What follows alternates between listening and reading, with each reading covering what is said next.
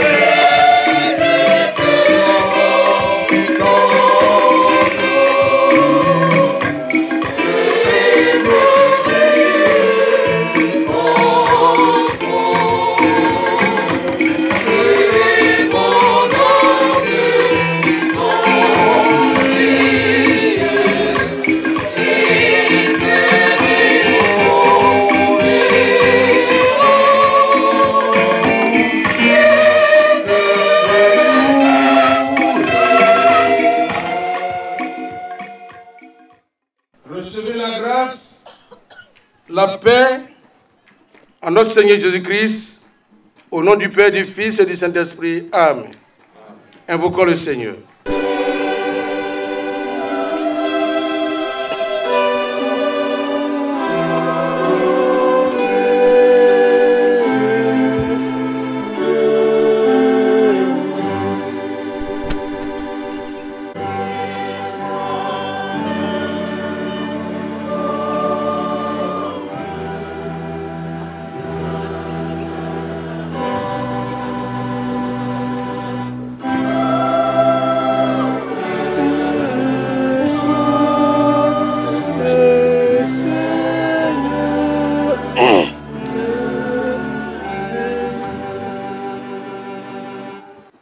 Que chacun s'humilie devant sa face et lui confesse ses péchés. Dès que je suis, je viens à toi, Seigneur, accepte-moi. Grand Dieu, nous nous présentons devant ta souveraine majesté pour t'adresser nos supplications. Nous avons péché contre toi en abusant de la liberté que tu nous as donnée et nous t'avons offensé par notre ingratitude. Notre silence et notre inaction devant l'injustice sociale, nos méchancetés témoignent contre nous. Seigneur, nous méritons que tu nous retires ta grâce et que tu nous abandonnes à nos fautes et à leurs conséquences. Seigneur, aie pitié de nous. Élève-nous au-dessus de tout ce qui nous tire vers le bas, la chair et ses désirs. Soigne-nous par ton esprit, lave-nous et purifie-nous par les vertus du sang de l'agneau immolé pour nous, Jésus-Christ, notre Rédempteur, l'espérance du monde. Amen. Gloire soit au Père, gloire au Fils, gloire au Saint-Esprit.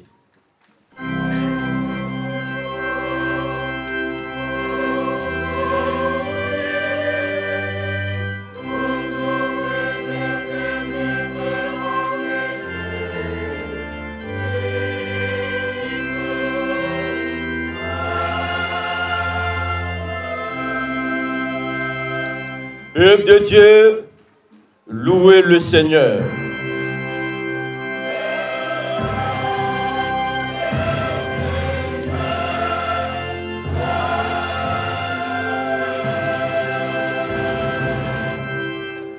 Pour bien bâtir, il n'est qu'un fondement. Pour le laisser, il faut un homme puissant. C'est Jésus, un homme. Nous serons pour toujours à l'abri des dangers. C'est Jésus, est notre rocher. nous serons pour toujours à l'abri du danger.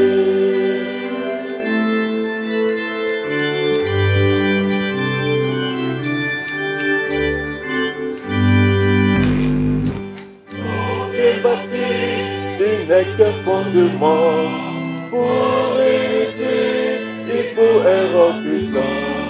Si Jésus est notre rocher, nous serons pour toujours à l'abri du danger. Si Jésus est notre rocher, nous serons pour toujours à l'abri du danger.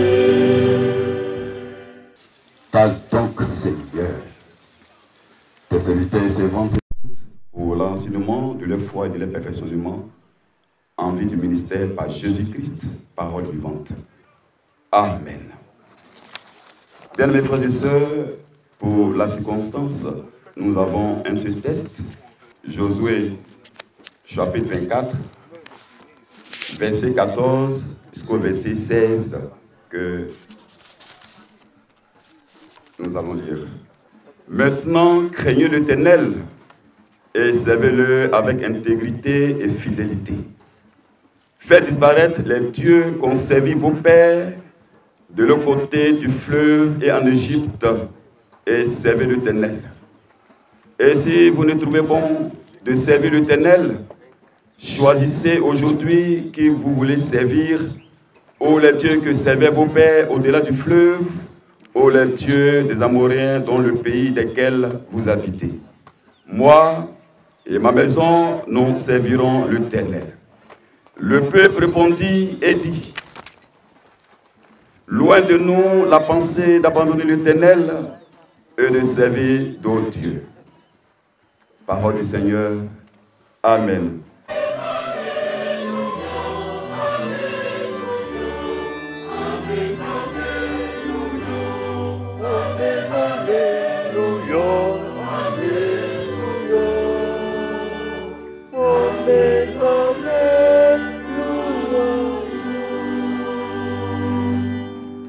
Gloire à Dieu, 515.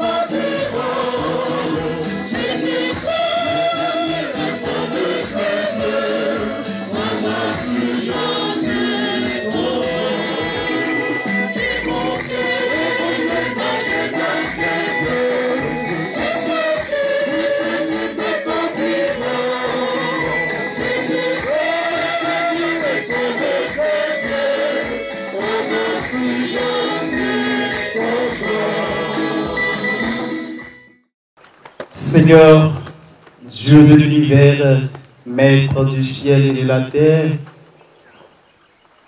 tu as bien voulu que ce jour soit pour nous un jour de grâce, jour de victoire, jour de triomphe, jour de bilan pour ce circuit de passe éternelle.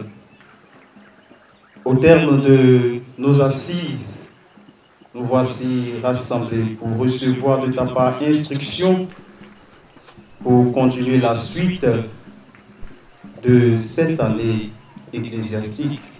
Viens donc, notre Dieu, notre roi, parler au cœur de tes fidèles serviteurs et servantes réunis en ce lieu, pour qu'à travers cette parole, nous ayons la force de continuer notre marche avec toi.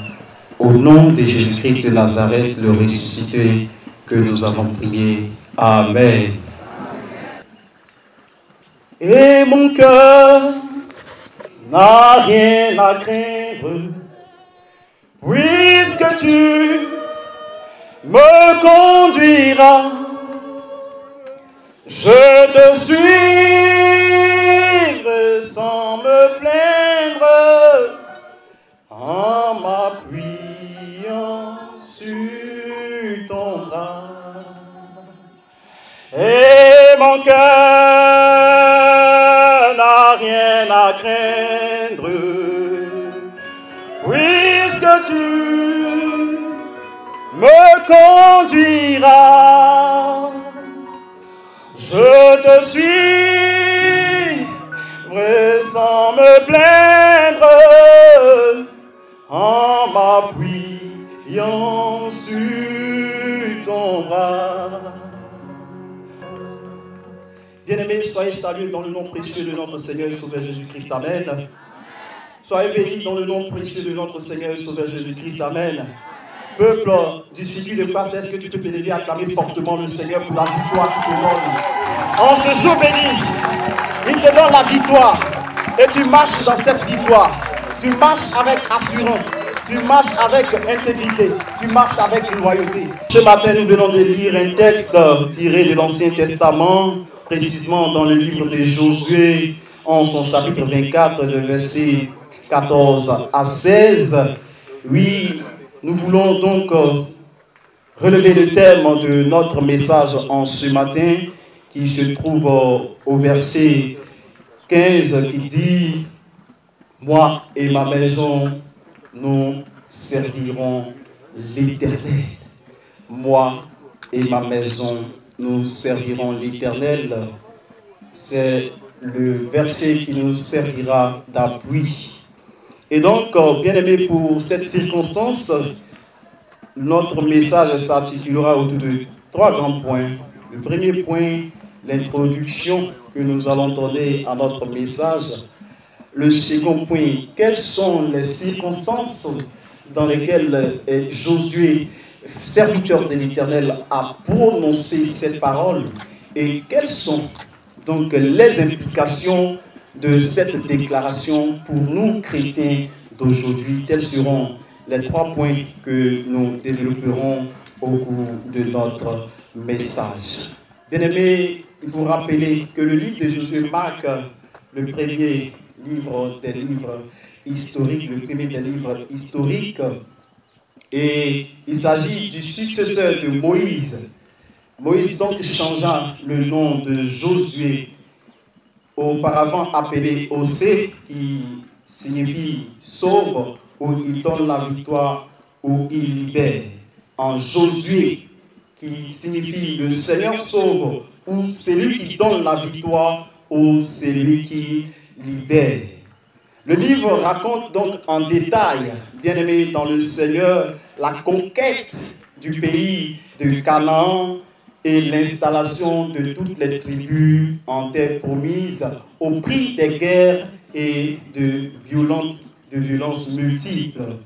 Et le livre est subdivisé en 3 grandes parties. La première partie part du verset du chapitre 1 jusqu'au chapitre 12. Et la seconde partie part du chapitre 13 jusqu'au chapitre 22. La troisième partie part du chapitre 22 jusqu'au chapitre 24 où se trouve notre péricope textuelle. Bien-aimés dans le Seigneur, quelles sont les circonstances de la prononciation de, n'est-ce pas, cette parole du serviteur Josué?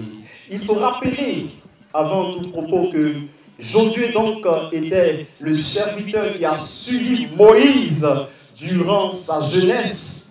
Et lors de la sortie du peuple d'Israël de l'Égypte, Josué a marché à côté de Moïse pendant toute sa jeunesse. Et voici que le peuple d'Israël était maintenant, oui, au seuil, n'est-ce pas, du désert, et devait donc entrer maintenant à Canaan, terre promise par le Seigneur.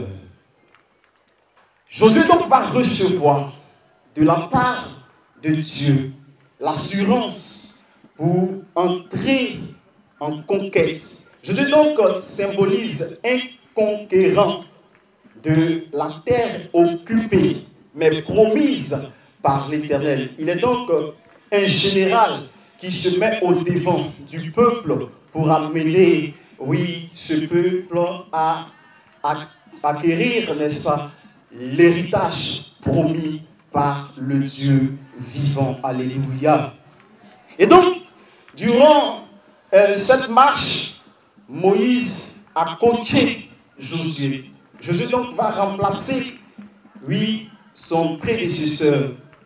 Et il sera celui-là par qui le Seigneur va passer pour arracher d'entre les mains de l'ennemi l'héritage promis. Voici donc un peu le contexte dans lequel notre message se situe. Et notre péricope textuelle se trouve pratiquement à la fin du livre de Josué, qui constitue les dernières paroles de ce serviteur vaillant. Le peuple a conquis la terre promise, a su partager, oui, selon le sort qui lui était issu. Et donc, voici maintenant que Josué est à la fin de sa vie, au soir de sa vie, va donc donner les dernières instructions par rapport à la suite du peuple d'Israël, à la vie que devait mener ce peuple-là. Josué donc va exhorter. Josué donc va ramener le souvenir de ce peuple.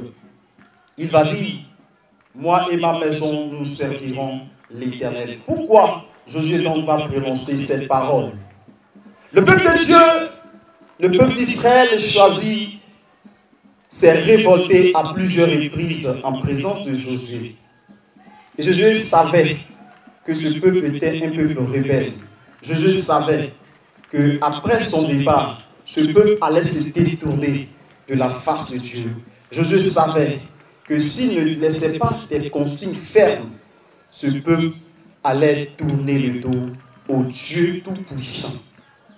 Et pourquoi Josué prononce cette parole encore? Il faut dire que, en dépit de tous les miracles que le Seigneur a fait parmi ce peuple, aux yeux de tout ce peuple-là, ce peuple avait encore les dieux étrangers en son sein. Ils gardaient encore dans leur chambre les fétiches, les idoles qu'ont servi leurs parents. De l'autre côté, ils avaient encore des hauts lieux dans lesquels ils partaient pour adorer. Et donc Josué, voyant toutes ces choses-là, savait qu'ils allaient forcément retourner. Et donc, il vient prendre l'engagement. Il dit, si vous ne changez pas votre conduite, si vous ne voulez pas abandonner vos mauvaises habitudes, moi, personnellement, Josué, je prends l'engagement, moi et ma maison, d'appartenir à l'Éternel jusqu'à la fin de nos jours. Alléluia. Josué donc va se séparer de l'infidélité répétée par ce peuple-là. Il va donc se séparer des incongruités manifestées par ce peuple. Il va donc se séparer, oui, de l'insouciance par rapport à l'œuvre de Dieu manifestée par ce peuple. Il va donc prendre l'engagement d'aller jusqu'au bout de sa décision. Alléluia. Bien-aimé, pour avancer, je voudrais donc relever quelques qualités manifestées par ce vaillant homme de Dieu. La première qualité que Josué a manifestée en ce moment précis était la loyauté. Bien-aimé le Seigneur, la loyauté a permis à Josué de dire non à un moment où le peuple voulait le détourner de la présence de Dieu, de rester ferme sur sa décision. Josué donc était un homme de parole. Josué donc était un homme de confiance. Josué était celui en qui on pouvait confier quelque chose et qui pourrait durer jusqu'à l'éternité. Josué donc va demeurer attaché à cette parole que lui a laissée le Seigneur au début de son ministère. Josué donc hésitant par rapport à tout ce qu'il a vu, oui, concernant le peuple, il va hésiter et le Seigneur vient rassurer son serviteur pour dire, fortifie-toi et prends courage. Je ne t'abandonnerai pas et je ne te délaisserai pas. Et cette parole est restée dans l'esprit de Josué jusqu'au soir de sa vie. Et voyant que le peuple était en train de tergiverser, voyant que le peuple était en train de tanguer, le peuple était en train de vaciller par rapport à sa foi, il vient donc rappeler que moi, Josué, même si vous prenez la décision d'abandonner le Dieu vivant, même si vous prenez la décision de vous séparer de Dieu, même si vous prenez la décision de ne plus faire ce que le Seigneur a recommandé, lui, au travers de sa loi, moi, Josué, je prends la décision, moi et ma maison, nous servirons l'Éternel. Alléluia. Bien-aimés dans le Seigneur, voici que oui, notre portion textuelle nous donne quelques mots-clés que nous allons exploiter. Le premier mot-clé que nous allons exploiter, Josué va dire, maintenant, choisissez quel Dieu vous voulez servir. L'adverbe maintenant marque donc la fin d'une péricope, marque donc la fin d'un épisode de vie que le peuple a développé. Le peuple s'est révolté. Et donc, il est arrivé à un instant où Josué donc vient dire à ce peuple-là, maintenant, choisissez, ce n'est pas demain. C'est maintenant qu'il faut faire le choix. Et donc, ils avaient le choix de s'adonner aux choses de Dieu ou le choix d'abandonner les choses de Dieu. Mais dans cette décision, la réponse du peuple nous inspire, car après les interventions de Josué, le peuple répondra, nous aussi, nous servirons notre Dieu. Nous ne pouvons ne pas servir le Dieu qui nous a fait du bien. Alléluia. Bien aimé, quelles sont les implications donc de cette déclaration du serviteur Josué pour nous en cette période où l'Église est confrontée à plusieurs difficultés? Ce texte est le bienvenu aujourd'hui parce que nous sommes dans une phase de notre Église où le peuple est face à son destin. Le peuple est amené à faire son choix entre être loyal à la parole de Dieu ou céder aux tentations du monde. Et je bénis le nom du Seigneur pour notre premier responsable et tous ses collaborateurs qui ont dit non aux œuvres des ténèbres, qui ont dit nous et notre nation, nous et notre maison, nous et notre Église, nous servirons l'Éternel. Est-ce qu'on peut se lever pour acclamer cette décision? Alléluia. Alléluia. Au moment où la masse était figée sur les choses passagères, au moment où tout le monde avait les yeux fixés sur l'argent, au moment où tout le monde avait pris la décision d'abandonner le Dieu vivant et vrai, c'est en ce moment-là que notre Église décide de marquer sa fidélité, son attachement, son intégrité par rapport au peuple, par rapport à la loi de Dieu, par rapport au Dieu vivant et vrai. Et malgré l'impétuosité du vent, le Seigneur est resté avec nous. Et le Seigneur continuera de nous conduire jusqu'au bout. Le Seigneur continuera de conduire le peuple méthodiste jusqu'à bon port. Et jamais nous ne faillirons. Jamais nous ne faillirons. Jamais nous ne faillirons. C'est pourquoi je peux chanter ce cantique qui dit: mon Dieu est fidèle, il ne faillit jamais. Mon Dieu est fidèle, il ne faillit jamais. Il tient toujours ses promesses, il est fidèle à sa parole. Il prend soin de moi, son enfant, mon Dieu ne faillit jamais. Bien-aimé, Josué donc va dire à ce peuple: faites disparaître les dieux qu'ont servi vos pères de l'autre côté du fleuve et craignez l'Éternel. Pour terminer, nous voulons donc vous dire en ce matin, quelle que soit l'adversité, quelle que soit la pression que nous avons, quelles que soient les tentations qui se présentent devant nous, bien-aimés, restons attachés au Dieu vivant et vrai. Demeurons donc fermes et inébranlables. Que notre cœur s'affermisse parce que nous avons mis notre espérance en l'Éternel des armées. Telle a été l'attitude de Josué. Et nous voulons interpeller, nous voulons inviter chacun d'entre nous à faire comme Josué, à manifester la crainte de l'Éternel. Parce que la crainte nous amène donc à dire non au péché, à dire non aux choses, sinon aux passions de la chair. La crainte de l'Éternel nous amène à renoncer aux mauvaises œuvres et à nous attacher à l'Éternel. La deuxième des choses que nous devons manifester, c'est l'intégrité par rapport à notre engagement, comme Josué l'a fait. L'intégrité donc nous donnera d'aller de l'avant, malgré le vent et la tempête. Il nous donnera d'avancer lentement, mais sûrement jusqu'au bout. Alléluia. Et la troisième des choses, c'est la fidélité. La fidélité. La fidélité. Parce que Dieu même est fidèle. Quand bien même que nous renoncerons à lui, lui ne nous abandonnera pas. Le peuple d'Israël a bénéficié de cet amour inouï, de cet amour inébranlable, de cet amour inconditionnel de la part de son Dieu.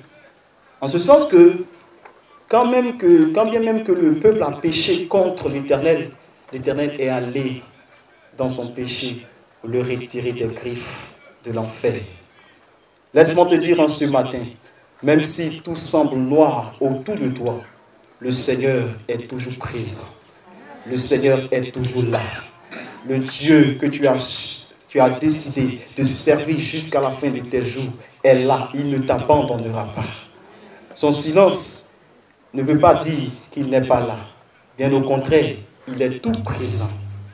Que le Seigneur nous bénisse et qu'il donne à ce circuit de passe d'aller de l'avant, comptant sur sa droite, triomphante, comptant sur sa toute puissance, comptant sur la fidélité de Dieu, comptant sur l'appui de Dieu pour remporter de grandes victoires et relever de grands défis au nom de Jésus-Christ de Nazareth.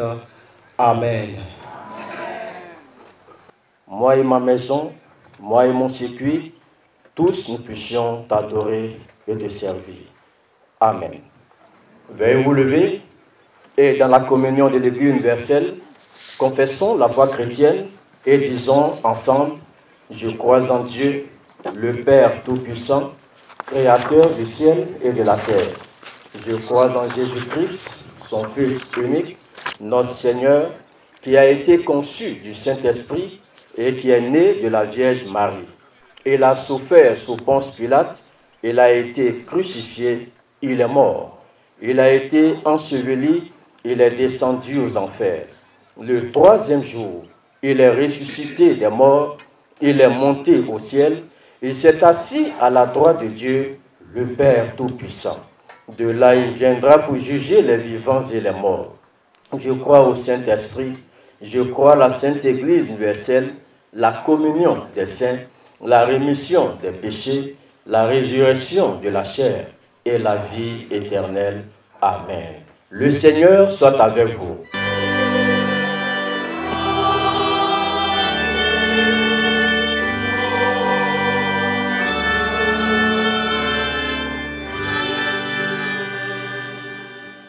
Intercédons les uns pour les autres. Prions Dieu. Dieu Tout-Puissant, tu es notre salut et notre joie. C'est pourquoi nous te rendons grâce pour tous les dons généreux, pour notre vie et les bénédictions dont tu l'as enrichi, pour les forces du corps et les clartés de l'esprit. Nous te louons pour le soutien et le réconfort que nous trouvons dans l'affection de nos proches et pour les nombreux signes de ta présence dans le monde et dans nos vies. Et surtout, nous te bénissons pour l'amour que tu as révélé aux hommes par ton Fils Jésus-Christ, qui nous donne libre accès auprès de toi. Nous te glorifions pour ton évangile éternel qui nous éclaire dès les temps anciens et qui est maintenant porté à tous les peuples de la terre. Seigneur, nous te remercions pour tes nombreux serviteurs qui ont combattu autrefois et qui combattent aujourd'hui pour rendre témoignage à la royauté de Christ. Nous te célébrons parce que, et selon ta promesse, ceux qui auront été fidèles resplendiront comme le soleil dans ton royaume, et ceux qui auront amené leurs frères au salut brilleront comme des étoiles à perpétuité. Nous te prions pour le district de Dapou, pour l'église méthodiste de Côte d'Ivoire avec son bishop, pour les surintendants et les pasteurs, pour les laïcs. Oui, Seigneur, nous te prions. Pour tous les malades, les anxieux, les solidaires, les solitaires, les veuves et orphelins, nous te prions, Seigneur. Pour tous les prisonniers dont l'heure de supporter avec espérance les dures conditions de leur détention. Et pour notre pays, la Côte d'Ivoire, accorde-lui la paix, la stabilité et le développement. C'est ainsi, Seigneur, que nous associons à cette prière le chef de l'État, le gouvernement, les institutions de notre pays et pour tous ceux qui exercent une portion de responsabilité. Pour eux également, nous te prions. Ô Dieu, nos cœurs sont remplis de joie en présence de tes bienfaits. C'est pourquoi nous tenons ferme dans l'espérance du salut et nous attendons le jour où le péché et la mort seront anéantis par l'avènement glorieux de ton Fils, Jésus-Christ. À toi, Dieu de toute grâce, qui nous appelle à ta gloire éternelle en Jésus-Christ, soit honneur, puissance à jamais. Oui, Seigneur, accorde-nous toutes ces grâces que nous t'avons demandées en Jésus-Christ notre Seigneur, lui qui, connaissant la faiblesse de notre expression, nous a enseigné la prière par excellence et nous chantons le Notre Père.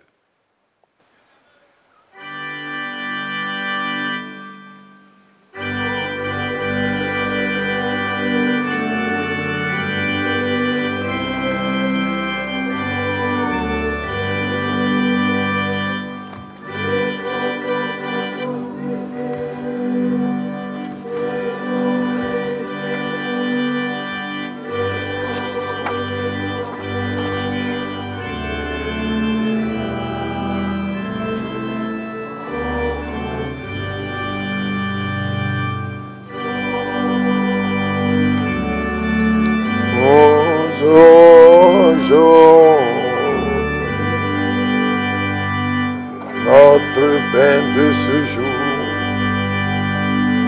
Pardonne nos offenses, comme nous pardonnons aussi à ceux.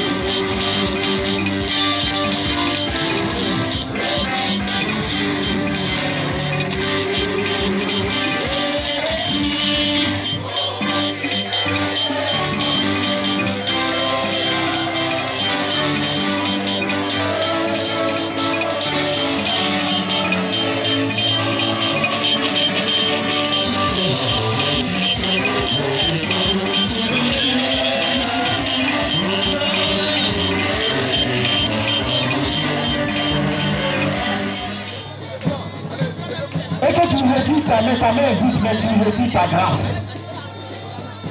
C'est prophétique ce que tu vas faire tout à l'heure. Voilà.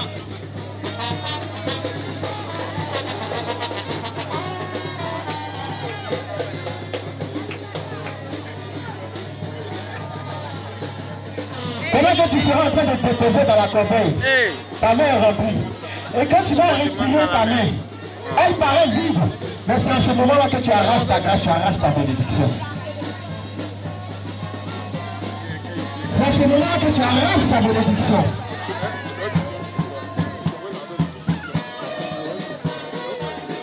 Je dis, tu as l'impression que tu retires ta main vide.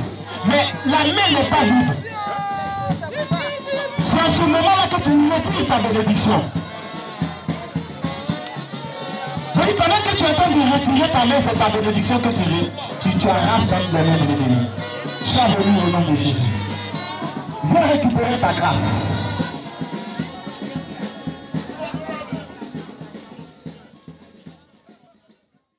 Je voudrais remercier toutes les bonnes volontés qui ont fait pieds et mains avec la diaspora pour recevoir tous les délégués de cette assemblée.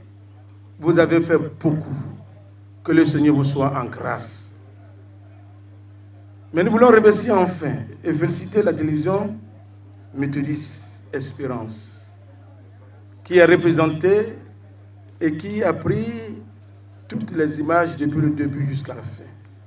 Nous voudrons vous demander au Seigneur de bénir notre télévision, son personnel, l'Église, et que les moyens adéquats, numéraires, soient donnés pour l'avancement de cette télévision.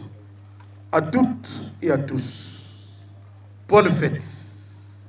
Bonne fête, mais la bonne fête est toujours avec le champion de cette rencontre au plan musical, théâtral et œuvre. Depuis mon arrivée en 2008-2009, nous avions commencé donc les festivités par entretenir, pour faire l'église méthodiste ancienne qui est renée. La créativité tout autre. Musique, fanfare. Et on dit non, il ne faut pas qu'il y ait un gagnant et puis un perdant. Non! L'église, c'est l'excellence. C'est pourquoi nous avons exigé qu'il y ait donc ces compétitions qui sont une émulation pour s'élever plus haut pour la grandeur de l'église. Et que dans les compétitions, il y a toujours un premier gagnant et un deuxième qui suit. Ça permettrait donc au maître de cœur, au choral d'être excellent. Excellent. C'est pourquoi je voudrais vous féliciter pour tout ce que vous avez fait. Et j'espère qu'au synode, ceux qui vont compétir seront à l'octave 8. Vous êtes tous et toutes excellents. Que le Seigneur vous bénisse, que le Seigneur vous garde et que le Seigneur vous fructifie. Au nom du Père, du Fils et de l'Esprit. Amen.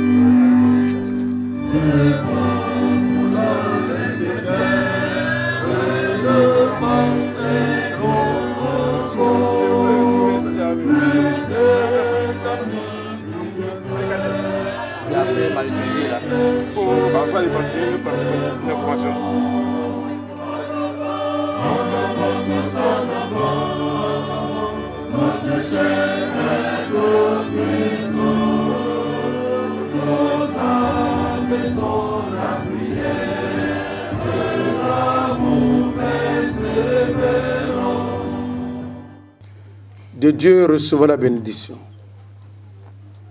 Vous tenez les mains, vous tous. Tenons-nous les mains et que tout soit silence. Ceux qui parlent à côté et tout ça, s'arrête. Bien-aimés, tout est bien accompli. C'est pourquoi Dieu honoré, Dieu vous honore. Allez dans l'étoile brillante du matin. Allez dans la consécration des riches bénédictions du Seigneur. Et allez dans la paix au nom du Père, du Fils et du Saint-Esprit. Amen. Nous sommes un dans un lien d'amour. Nous sommes un dans un lien d'amour. Notre esprit est uni avec l'esprit. Nous nous tournons les mains. Nous sommes un dans un lien d'amour. Notre esprit est uni avec l'esprit de Dieu. Nous sommes un dans